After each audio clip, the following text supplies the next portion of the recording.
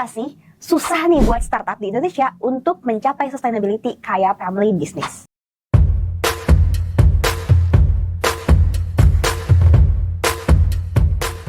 Halo founders, bisnis kayak Sampurna, Jarum, Indofood itu tuh udah bertahan selama berpuluh-puluh tahun dan udah diturunkan ke generasi berikutnya. Sementara itu, seperti yang kita tahu, siklus hidup startup di Indonesia hanya sekitar 5-10 tahun. Nah, kali ini kita akan bedah kenapa sih susah nih buat startup di Indonesia untuk mencapai sustainability kayak family business. Kita akan membedah melalui 5 pendekatan poin utama. Yang pertama adalah tujuan stabilitas bisnis. Seperti yang kita tahu, family business ini memiliki tujuan jangka panjang. Jadi orientasinya itu memang menggunakan pendekatan-pendekatan sehingga bisnisnya itu dapat bertahan lama dan bisa diturunkan ke generasi berikutnya. Sementara itu untuk startup memang tujuannya itu adalah untuk pertumbuhan cepat dan juga memenuhi tuntutan investors untuk bisa mendapatkan ROI secepat mungkin.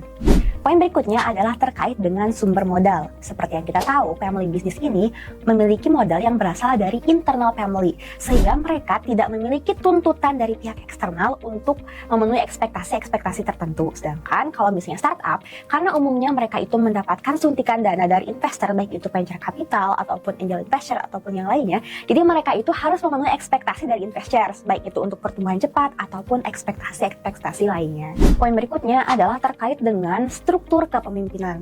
Family business ini biasanya dipimpin oleh turun-temurun dari generasi pendirinya, jadi tidak diserahkan kepada orang luar.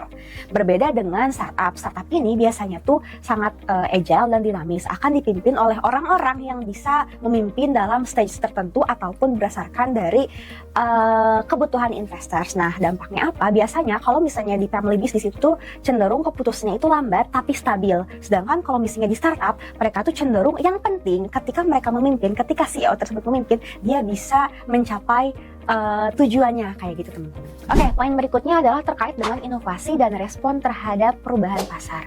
Nah, family business ini masih berkaitan dengan poin yang sebelumnya. Jadi mereka itu sangat berhati-hati, sangat penuh pertimbangan dan juga cukup lambat untuk merespon perubahan pasar. Jadi mereka tidak merespon setiap perubahan pasar gitu.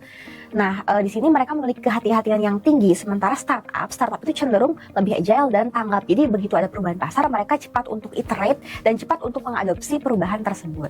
Selanjutnya adalah poin terakhir sekaligus menjadi poin yang paling menjawab atas pertanyaan yang tadi kita pertanyakan di awal ya teman-teman. Jadi dari segi tujuan akhir, family business ini memiliki tujuan untuk diwariskan ke generasi berikutnya. Jadi tujuan mereka memang ya bisnis ini kita harus membuat bisnis yang benar-benar bisa bertahan dan diturunkan ke anak cucu kita. Sedangkan kalau misalnya untuk startup, mereka itu seringkali strateginya sejak awal pun memang ditujukan untuk exit. Jadi baik itu IPO ataupun memang founder exit. Jadi memang sejak awal memang tujuannya bukan untuk sustainabilitas jangka panjang, tapi mereka memang untuk mendapatkan pertumbuhan yang cepat dan foundernya itu mendapatkan keuntungan dari strategi exit. Jadi kesimpulannya, family business dan startup memang memiliki tujuan dan pendekatan bisnis yang berbeda. Akan tetapi meskipun demikian, kalau misalnya tahun-tahun sebelumnya startup itu tuh berbondong-bondong untuk mendapatkan investment, justru saat ini udah mulai terjadi peralihan ya teman-teman. Startup tidak hanya menginginkan funding dan exit, tapi juga sudah mulai ada pandangan lain, yaitu untuk menciptakan bisnis yang sustainable dan berkelanjutan. Kalau mau tambah tahu tiap hari soal bisnis dan startup, jangan lupa subscribe channel YouTube Founder Plus ya. Bye-bye!